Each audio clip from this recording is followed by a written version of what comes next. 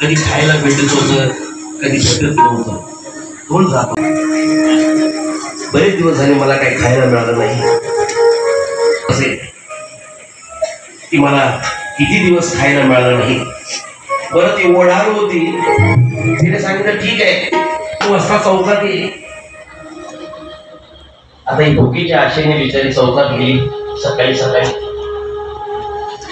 ओढाळची कथा शिव महापुराणामध्ये आलेली आहे. आज 15 ऑगस्ट आहे.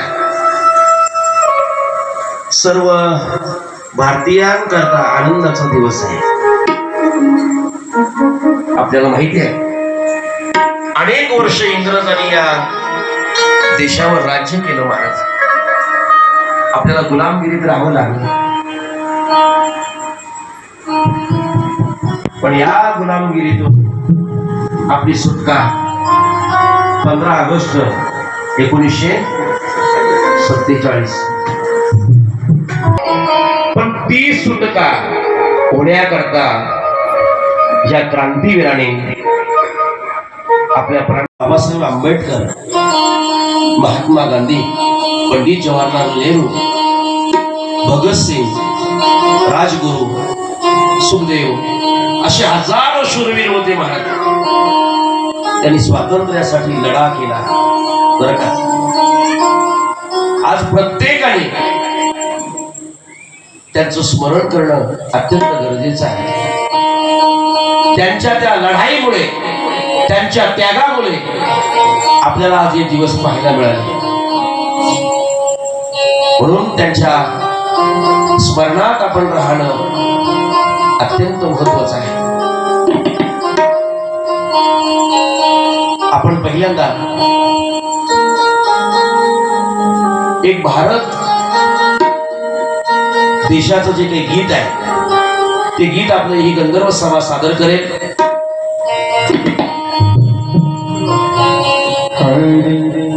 ये मेरे वतन के लोग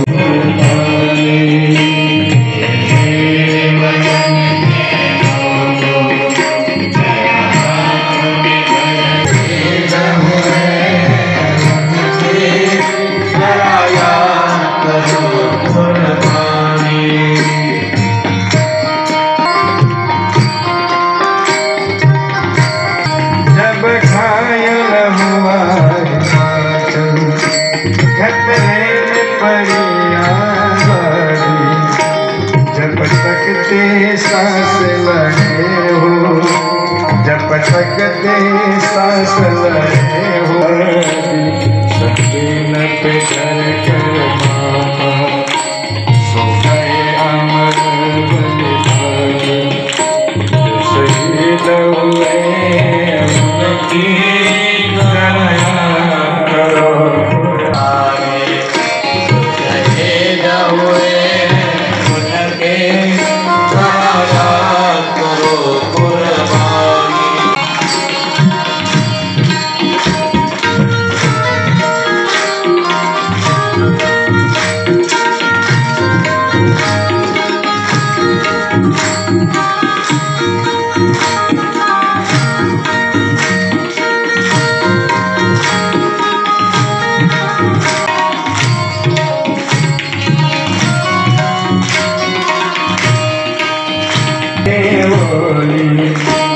जब हम बैठे थे घरों में, जब हम बैठे थे घरों में, शहीद हुए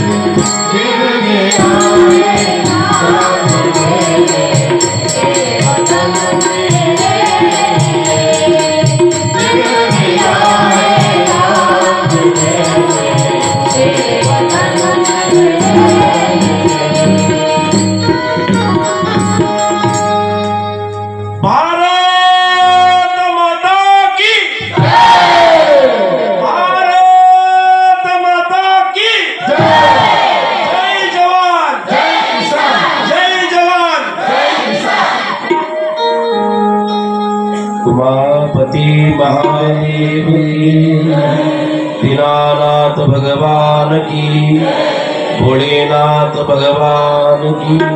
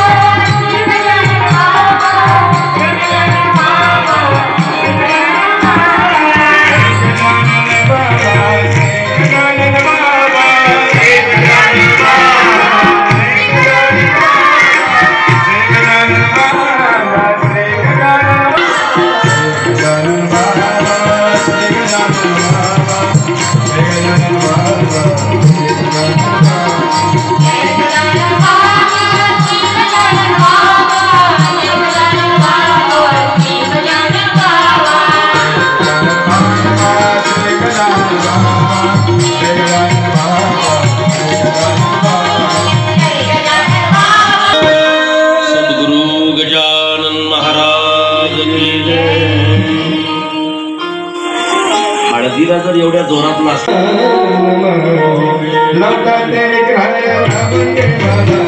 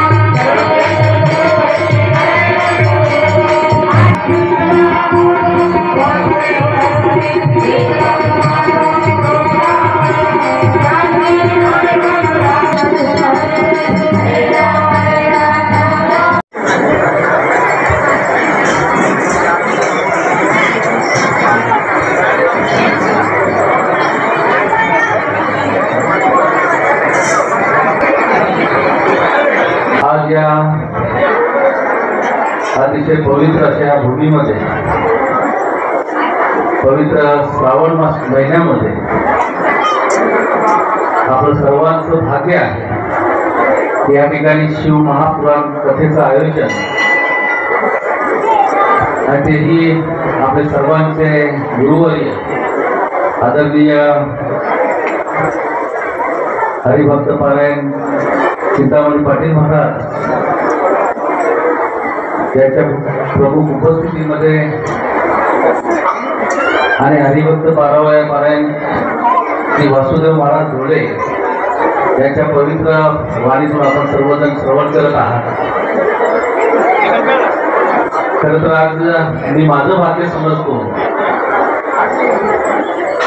या अतिशय पवित्र व्यासपीठावर या व्यासपीठावर बोलण्याची पात्रता माझी नाही, परंतु ह्या व्यासपीठावर बसण्याचं भाग्य आमचे आदरणीय गुरुवर्य चिंतामणी पाटील महाराज यांच्या मला या ठिकाणी लागलं.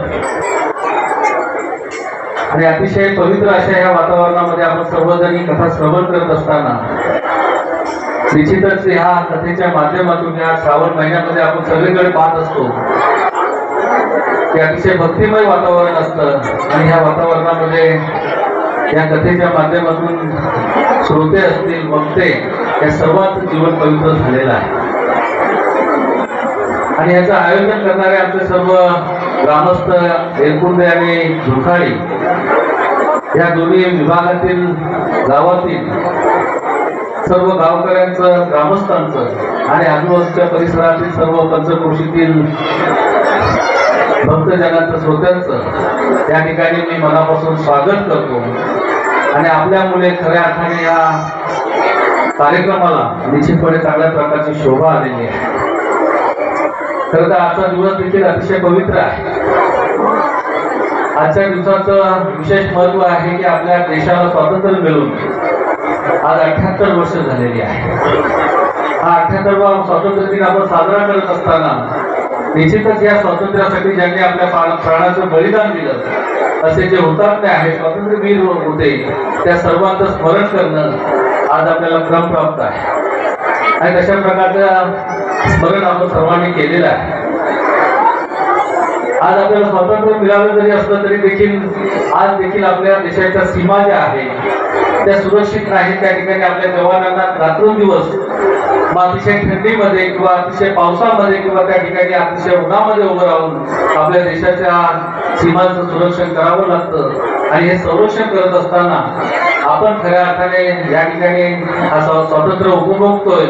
त्यामध्ये अनेक सैनिक जे आहेत त्या सैनिकांचं, पोलिसांचं, या ठिकाणी जे जे लोक ह्या देशासाठी चांगलं काम करतात, त्यामध्ये कामगार असतील, स्वच्छता कर्मचारी असतील, डॉक्टर असतील, आपल्या देशासाठी ज्या ज्या लोकांचं या ठिकाणी योगदान लागतं त्यामध्ये सर्व क्षेत्रातील मान्यवर असतील, लोक असतील आणि खास करून आपल्या ह्या विभागाचं किंवा आपल्या देशामध्ये पवित्र राखण्याचं काम त्या साधू संतांमुळे होत आहे.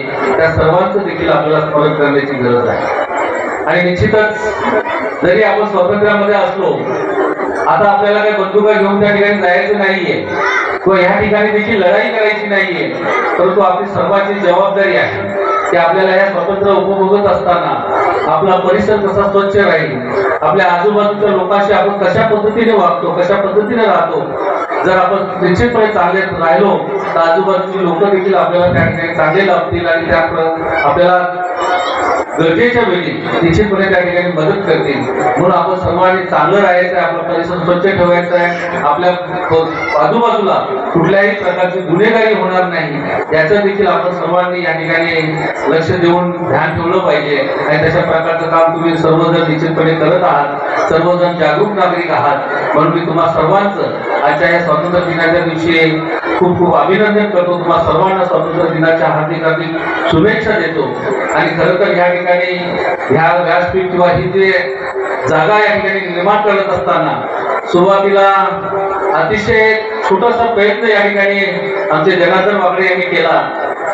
एक 6-7 वर्षापूर्वी या ठिकाणी छोटासा म्हणजे आपला जो अंतिम विधीचा कार्यक्रम असतो, माणूस गेल्यानंतर त्याचा 10व्याचा जो कार्यक्रम आहे तो कार्यक्रम सुरळीत व्हावा आणि ज्या दृष्टीने बऱ्याच ठिकाणी आपण जातो, 5वा मैल असेल, काल्हेर असेल, खडवली असेल, परंतु त्या ठिकाणी जात असताना आपल्याला अनेक अडचणी म्हणजे खास करून ट्रॅफिकची समस्या असेल, लांब प्रवास असेल, तो टाळून आपल्या लोकांचा वेळ कसा वाचेल आणि आपल्या लोकांना चांगल्या प्रकारचा विधी कसा करता येईल यासाठी त्यांनी जो प्रयत्न केला. सुरुवातीला अतिशय छोट्या प्रमाणात या ठिकाणी काम करण्याचा त्यांनी प्रयत्न केला. सर्वांनी त्यांना अतिशय चांगल्या प्रकारची मदत केली. खरं तर संपूर्ण या परिसरातील जे पंचक्रोशीतील दाते आहेत, चांगल्या प्रकारची लोक आहेत, त्यांनी त्यांना त्या ठिकाणी प्रोत्साहन दिलं, त्यांना योगदान दिलं, सहकार्य केलं. त्यांचे जे सहकारी आहेत, त्यांची जी टीम आहे त्यांनी देखील अतिशय चांगल्या प्रकारचं काम या ठिकाणी केलं. आणि आज हे भव्य जी वास्तू आपल्याला दिसते, सभामंडप दिसतो, ते खरं तर या सगळ्यांचं क्रेडिट आहे. आणि आज अतिशय चांगल्या प्रकारचा कथेचा कार्यक्रम या ठिकाणी होतो आहे. मला तर वाटतं की ही सुरुवात झालेली आहे. भविष्यामध्ये इथे दरवर्षी हा कार्यक्रम होईल अशी मी त्यांच्याकडे देखील अपेक्षा करतो, भगवंताकडे प्रार्थना करतो की या माझ्या सर्व सहकार्यांना, जनार्दन वाकडे असतील, त्याचे सर्व प्रकाश जोशी असतील, ते सर्व सहकारी जे आहेत त्या सर्वांना चांगलं उदंड आयुष्य, चांगलं आरोग्य आणि समृद्धी लाभो. सोबतच तुम्हा सर्वांना देखील चांगलं उदंड आयुष्य, चांगलं सुखी आरोग्य आणि आपलं आयुष्य भरभराटी जावं अशा प्रकारच्या मी शुभेच्छा देतो. या ठिकाणी कार्यक्रमाला बोलून जो सन्मान दिला त्याबद्दल मी आयोजकांचं मनापासून आभार व्यक्त करतो. आणि महाराज आपल्या वाणीतून खऱ्या अर्थाने इतका चांगला प्रबोधन या ठिकाणी झालेलं आहे. निश्चितच लोक त्या प्रबोधनाचा आपल्या दैनंदिन जीवनामध्ये वापर करून तशा प्रकारचं काम करतीलच. मी या ठिकाणी राजकीय बोलणार नाही.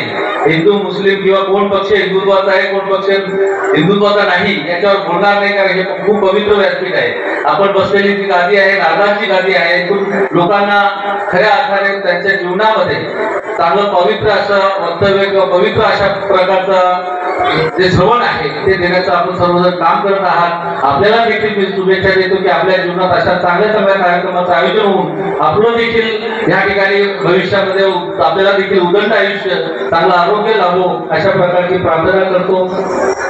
शंकर महादेवाविषयी या कथेमध्ये आपण ऐकलेलंच आहे. अगदी भोलादेव आहे. आपण श्रद्धेनं त्याची प्रार्थना केली तर निश्चित तुमच्या सर्वांना त्याचा आशीर्वाद मिळणारच आहे. एवढंच आजच्या प्रसंगी बोलतो, थांबतो. रामकृष्ण हरी. हरे हरे कृष्ण कृष्ण कृष्ण हरे हरे. म्हणा म्हणा सर्वांनी.